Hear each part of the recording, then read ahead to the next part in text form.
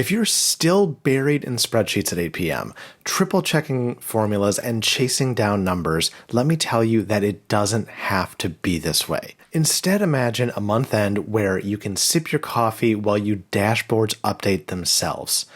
All of the people that you used to chase down numbers from, fill them out in ready-made templates that automatically pull into these dashboards. If this sounds too good to be true, it's not. I'm going to share with you the system that I used to transform my month-end process without any help from IT, without a single dollar spent. And now my team and I are the first ones out of the office every single close. If that sounds good, let's get started.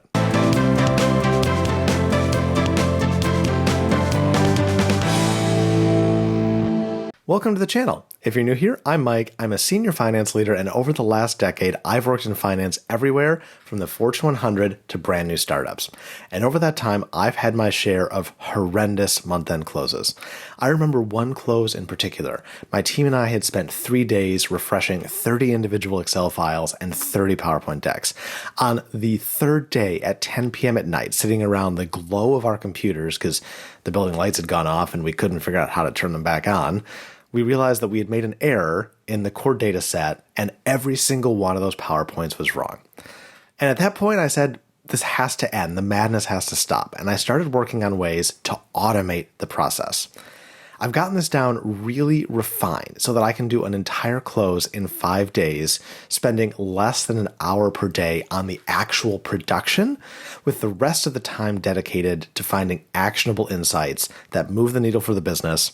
And as a bonus, they'll move the needle for your career. Make sure to stick around to the end because the last step I'm going to share with you is the key that brings it all together and will knock the socks off everybody you work for. So with all that out of the way, let's get started. So here we go. This is the month-end close that runs itself. So why does month-end suck? Well, because manual queries take up so much time. You're constantly cleaning data, you're refreshing it, it's changing the entire time, so you can't just pull a data set once and work through it.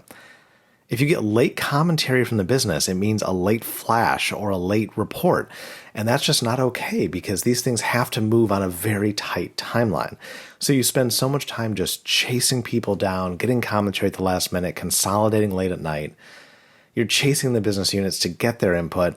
And in the end, you build a bunch of decks that nobody opens twice. They look at them once, never again, and all that work just goes right down the drain. So let's talk about what a typical 5-day close looks like. Now, I will say, if you're sitting here going, well, my company has a much longer close, I worked at a company once where a close took 25 days. But what I want to show you is a rough flow. But what I want to show you is the rough flow because these are the processes we'll all do. They may be more spread out, but the general idea, the framework of how you can automate it is still here. So while a 5 to 7 day close is common at a lot of companies with fairly simple processes, if your close is longer, focus on the framework, focus on the tools more so than the specific days. But overall, this will get you started. So here's what a typical close will look like in a current state. Day 1, you're going to query data. You're going to clean data. You're going to start calling accounting and calling business units to get updates on any late adjustments so you can provide an early read flash. Day 2, you're going to query the data again. You're going to clean the data. You're going to produce the day 2 flash with the P&L and the early variances, sometimes taking almost all day just to track everybody down and get the numbers in. Day 3, you're going to update the flash. You're going to query the data, clean the data, produce the flash. Sound familiar? Hours and hours being spent. Day 4, now that the numbers are locking down, you're going to call accounting for any variances that they're seeing. You're going to call the business units. You're going to roll forward the deck and get all the information loaded in. This can usually be one of the worst days because you're producing the final numbers, you're producing the final commentary, and this day can get really, really rough.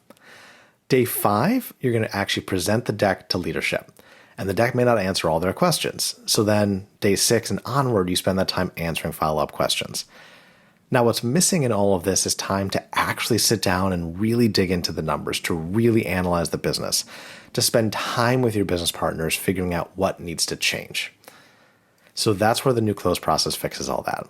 In the future state, day 1, you hit one button, you refresh Power Query, it imports templates with early adjustments from accounting and the business units, it imports fresh numbers. Day 2, you do that all again, and then when your flash is ready, Once you reviewed it and checked the data for accuracy, you hit one button and send it out to all the partners through a subscription, letting them know it's ready. Day 3, you run the same process again. You hit a button to refresh everything, it pulls in any new adjustments or commentary, and it notifies the subscribers that the flash is ready. Day 4, instead of building decks and checking numbers, you spend the entire day reviewing the results, working with the business partners close to the business, and generating actionable insights so you can come to day 5's deck with recommendations.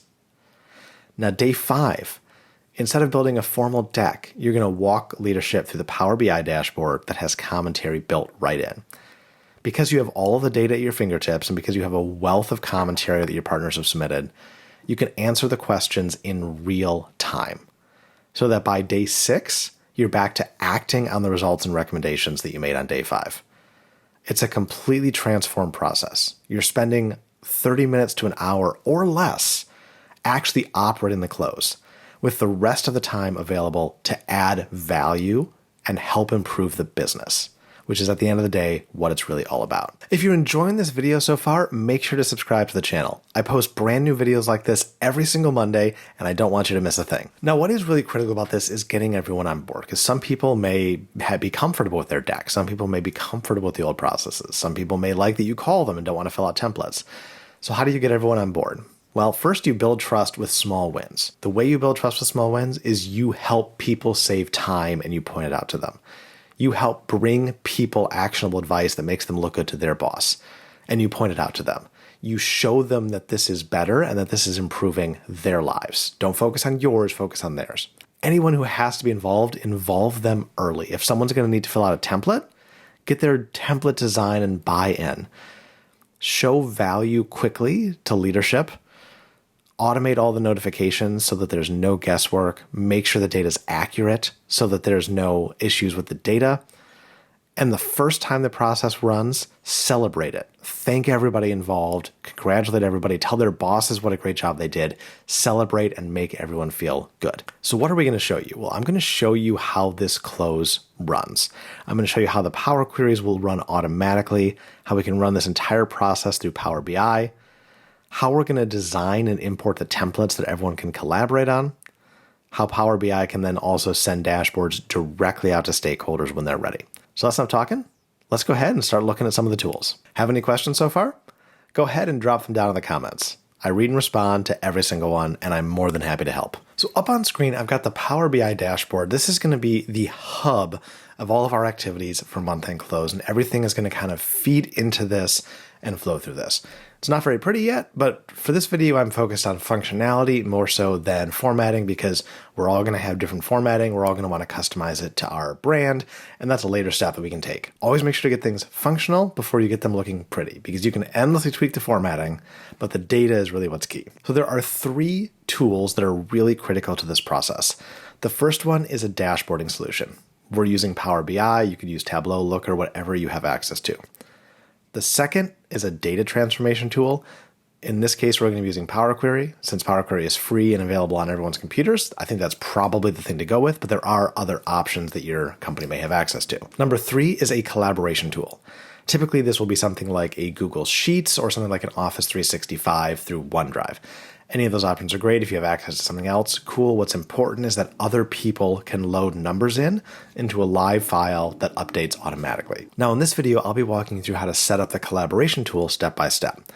You do need to have a basic understanding of Power BI. If you don't know much about Power BI, I've got a great video that will teach you Power BI in less than 15 minutes. I'm going to put that right up here. Definitely make sure to check out that video, because I'm going to be showing you how to use Power BI in the context of this process.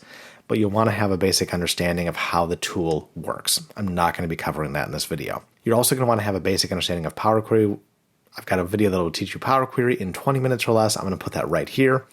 I'm going to be showing you again how to use Power Query in the context of the process, but not going through the basics of Power Query, so you'll definitely want to check out that video. So the first thing we want to set up in OneDrive is our Flash collaboration file. So we're going to go ahead and we're going to create a new Excel workbook, and we're going to call this the Flash template. All right, now I've got 3 different stores. I'm going to build one of them first. So this is going to be called Lower Manhattan. So let's get this set up so we can then copy it. If you're enjoying this video, make sure to click the link down in the description and join my weekly newsletter, Finance Automation Insider. I'm going to send you tips just like this, plus so much more every single Thursday straight to your inbox. You don't want to miss it. So we want to set up the core template so it looks like our data in Power BI. So let's go to the data. We want to be pulling in GL data because this is for the close. So we've got a date, a category, an attribute, and a value. So let's go ahead and mimic that.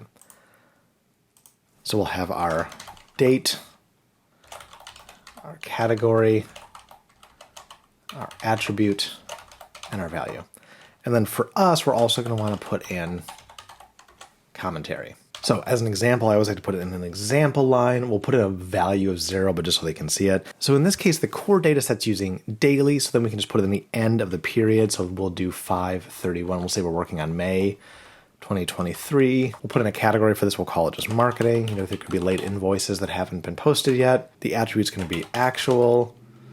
In this case, this is an example. The value will be 0, and we'll say leave a comment here. And then we'll go ahead and we'll italicize this so that everyone knows it's just an example. It gives comments some more space here. And then importantly, we want to turn this into a table. So we'll call that a table. And we'll name this Store Lower Manhattan. All right, then anyone can just kind of come in here and add their additional comments. We're going to go ahead and we're going to duplicate this. So here's Astoria, and here's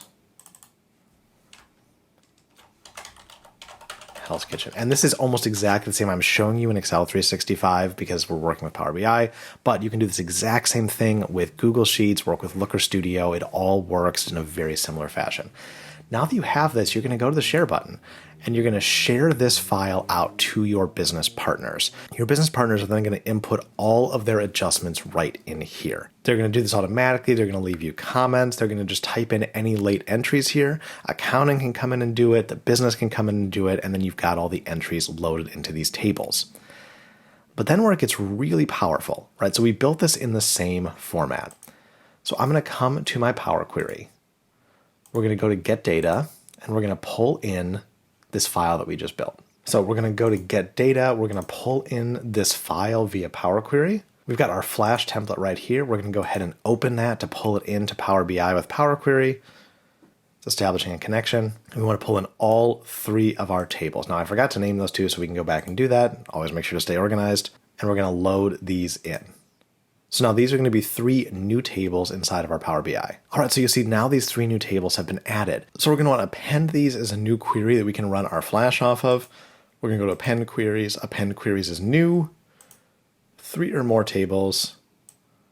We've got GL data right there, and then we'll go ahead and pull these in. So now this is going to create a new table. We're going to call this Data Flash. And now we've got one table that will pull in the actual values that we're getting from the system. So now we've got one table that will pull in the actual values we're getting from the system, along with all the inputs from our business, and it creates it as a new data set. So when you come in, when you hit the refresh button, Power Query is going to go get the file you've set up that has the data you're downloading, the data that's partially complete because it's closed, and then you're going to automatically pull in the late adjustments, and then you can reference that directly in your dashboard. What I'll often do is I'll create a tab that's just for the Flash. I'll hide the final views and the final presentation, and we can pull in the Flash, higher level of detail because it's not quite done, doesn't necessarily have as much commentary. And the other cool thing we've done is we've added in this commentary file. So you see I've got a matrix here, and you can actually use a matrix to just pull in straight comments if they're sitting in an Excel file like we just did. So we're going to go to our data for the Flash. We're going to take our commentary.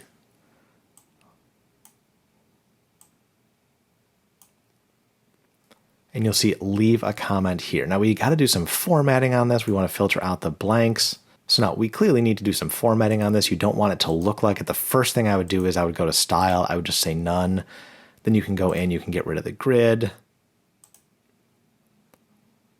You can get rid of any of the kind of subtotals.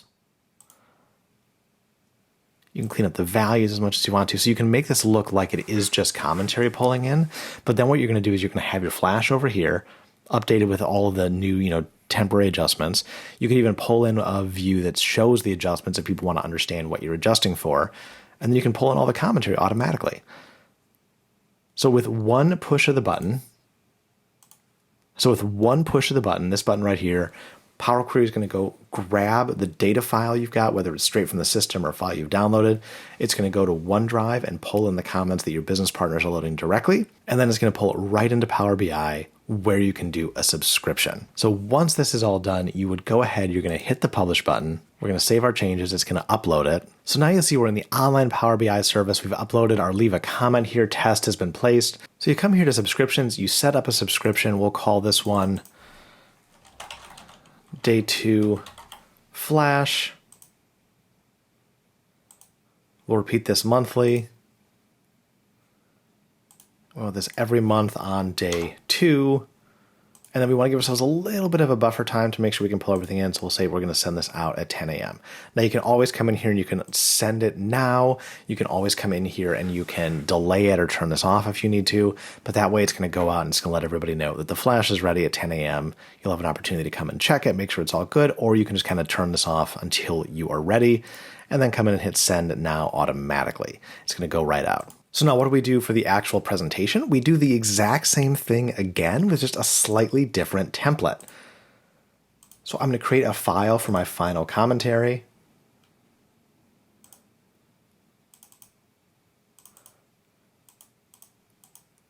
We're going to call this file Workday 5 commentary. Again, we're going to do our 3 stores. So this will be Lower Manhattan. All right, so now we're going to put in the month it applies to. We're going to put in